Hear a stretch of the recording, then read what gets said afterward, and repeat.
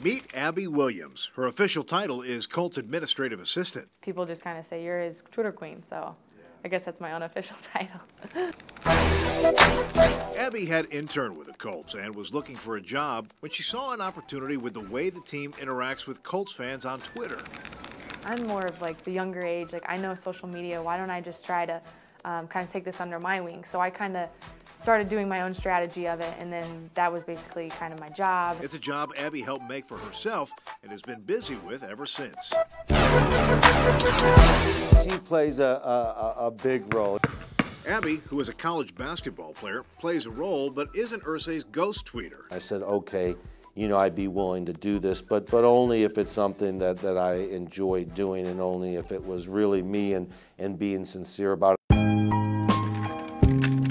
And so what you're reading is pure Irsay. Social media was a long way off when he took over the team in 1997. Last year, he jumped headlong onto Twitter, and like a canary that flew out of the open cage, his tweets reached far and wide, and Irsay's enjoyed the 140-character creativity and the chance to stir the pot.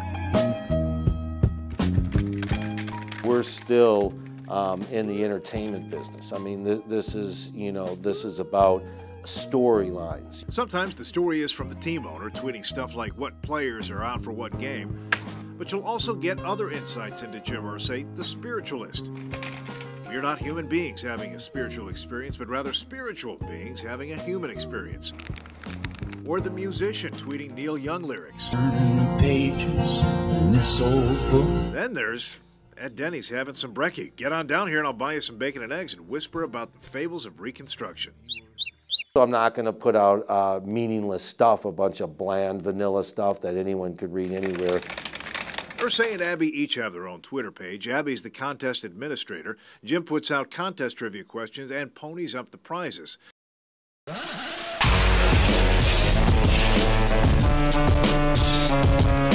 More glitz, more glamour, mega star power. This is just the beginning. The spark behind IndyCar's new attitude, new IndyCar CEO, Randy Bernard. Entertainment, competition, and great value.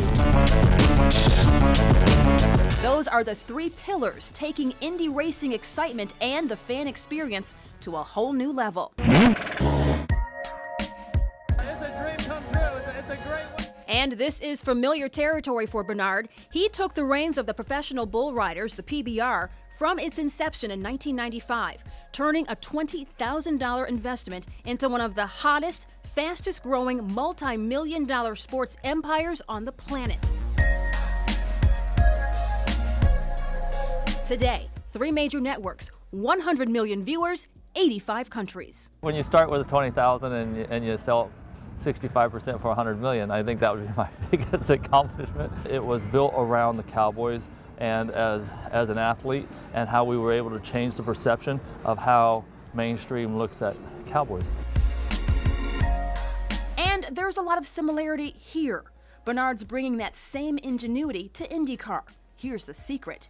It's all about you, the fan, connecting with the stars. Thank you, sir. We have to relate to what the fans want to see. You are going to see what Team Bernard is bringing new this year, getting you up close with the drivers for an unbelievable fan and family experience. But first, if you're one of those people who's never really gotten into the racing thing, there is nothing like the rush and the adrenaline and that G-force. Oh my gosh. Oh my gosh. They would just walk behind me and go, "You're stupid, nobody loves you, go kill yourself. If you don't kill yourself, I'm gonna kill you. Nobody loves you, God hates you, you're ugly, you're fat." They call me every name in the book. It hurts me a lot. 14-year-old Annie Barlow, bullied day after day. 32 trips to her dean's office and no action from her school. Annie had reached her breaking point. I was just gonna hurt myself because they wanted me dead. And I couldn't really handle it because that's what they told me every single day. And then when, she cut herself. And then she was telling me that, Mom, I don't want to get up anymore. Her mom terrified her daughter would become another suicide statistic, and she felt helpless. Totally helpless, because I didn't know what to do. When you go to the school and you tell them and you do everything they tell you to do, and nothing happens. It's called bully-proofing your child. You're going to meet national bullying and cyberbullying expert Kimber Bishop-Yankee. She coaches students, parents, and school districts all over the country on how to bully-proof your child and their school environment. You're also going to see a school right here in Indianapolis where students and staff are fighting bullying and winning. Annie's mom says Annie is a mere shell of the confident, happy, fun-loving little girl she remembers. By the time Annie told her mom how serious it was, her grades were falling, her weight had changed drastically, her self-confidence and her self-esteem crushed. We're gonna get you some help, okay? What brings you to Indy? I am here doing radio promo and then definitely, of course, hosting tonight's event for women's empowerment. Empowering myself, I definitely think, is staying true to who I am is very, very important, you know. Making decisions that I know my parents would be proud of. It's very easy to go left of who you are and make decisions to kind of compromise to other people or to conform to other people. And my thing is that if it just doesn't sit right with me, I can't do it. It kills me to know how much I really love you. You have the #1 song on Billboard charts, It Kills Me. Tell me about that song. Why is it so inspiring for women? What's the message in that song? You know, the message in the song with a song like It Kills Me, you know, it's definitely a vulnerable side, I think, of being a woman. 'Cause I don't wanna be alone. I just wanted people to understand that, you know, no matter who you are, no matter where you're from, you're just like me, I'm just like you, I've had my heart broken, we go through the same things, and it's been really therapeutic for not just myself, but for women all over.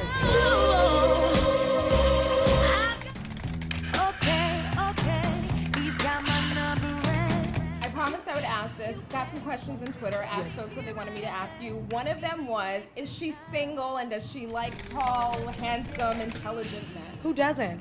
Who doesn't like tall, intelligent men? But if you like it, then you should have put a ring on it. If you like it, then you should have put a